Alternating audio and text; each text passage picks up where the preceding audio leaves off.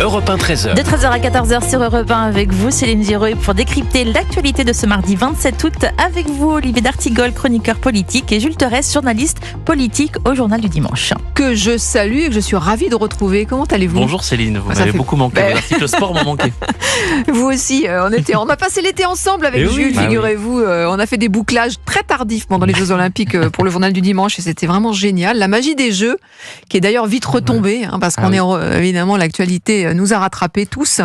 Bonjour Olivier. Et merci Céline, parce que vous avez pu nous mettre en partage avec vos écrits ce que vous avez fait autour des Jeux. Moi j'ai adoré. Écoutez, j'ai la chance d'être au cœur du réacteur et c'était assez génial de vivre cet événement incroyable en étant aussi près des athlètes.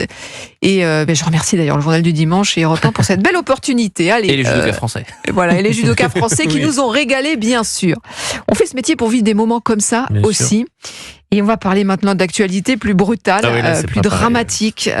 On va commencer avec ce refus d'obtempérer et ce gendarme de 54 ans qui a donc été fauché par ce chauffard, ce délinquant de la route. On en sait un peu plus d'ailleurs sur son profil.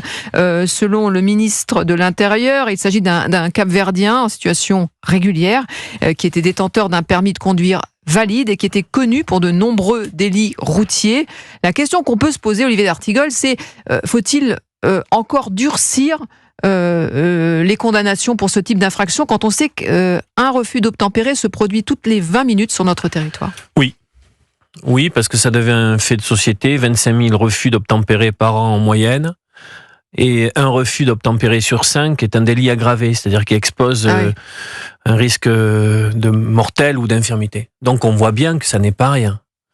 Et sur dépositaire d'autorité publique, voilà. Alors on en sait un peu plus, on attendait deux choses. D'abord le profil, et on voit donc que c'est un multirécidiviste délinquant de la route. Qui avait quand même 9 points sur son permis encore. Oui, et puis on attendait la qualification, donc ça sera une enquête pour meurtre sur personne dépositaire d'autorité publique. Bon, on va voir la suite. Elle avait déjà été durcie, la loi, Jules Terès, pour ce type d'infraction. Bien sûr, mais le problème est pas tant la loi, c'est la récidive. Notre ami William Molinier d'Europe 1 nous montre qu'il était connu pour des violences en 2006, pour des outrages en 2009, pour des violences en 2010, pour délit de fuite en 2012, pour conduite sans permis en 2014, pour violences et outrages sur personne dépositaire de l'autorité publique en 2016.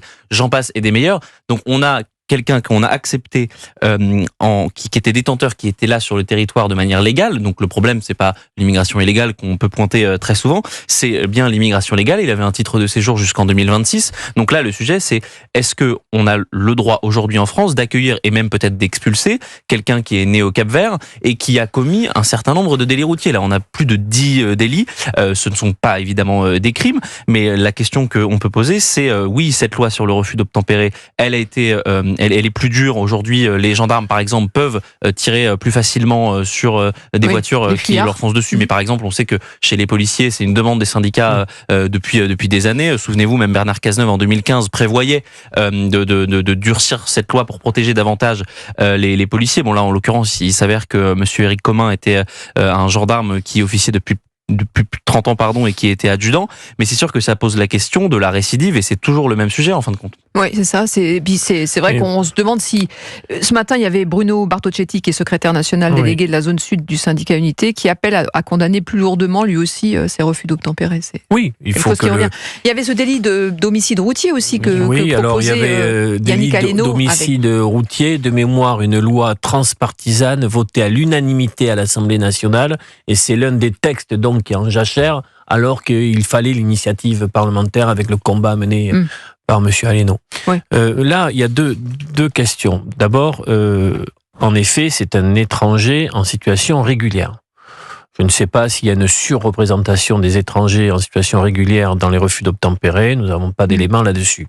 Mais ce qui se pose en effet, c'est qu'un étranger en situation régulière, ayant autant, pas que d'entorse, mais d'infraction à la loi amenant aujourd'hui maintenant jusqu'au meurtre, ça peut poser la question d'une situation qui n'a cessé de se détériorer sans que l'État n'intervienne en disant écoutez monsieur, votre comportement ne rentre pas dans ce qu'on avait contracté, sur le fait que on vous a accepté dans notre territoire, mais votre comportement aujourd'hui peut poser une question.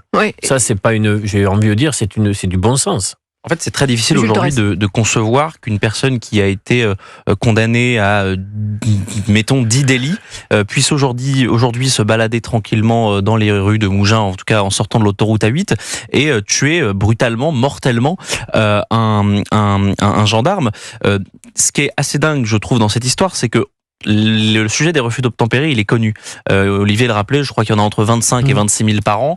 En gros, c'est 70 par jour, donc c'est pas quelque chose qu'on découvre. Il faut avoir discuté avec un seul policier ou gendarme dans sa vie pour savoir que, en fait, oui. Qu'est-ce qu'il risque aujourd'hui ? Il risque la mort, en fait, finalement. Je crois qu'il n'y a que 30% finalement des refus d'obtempérer qui vont au bout de la machine judiciaire. Bien sûr. Souvenez-vous, moi, vraiment, et c'était au début de ma carrière de journaliste, j'avais suivi le tragique décès de Mélanie Lemay. C'était dans le Lot-et-Garonne. C'était en 2020.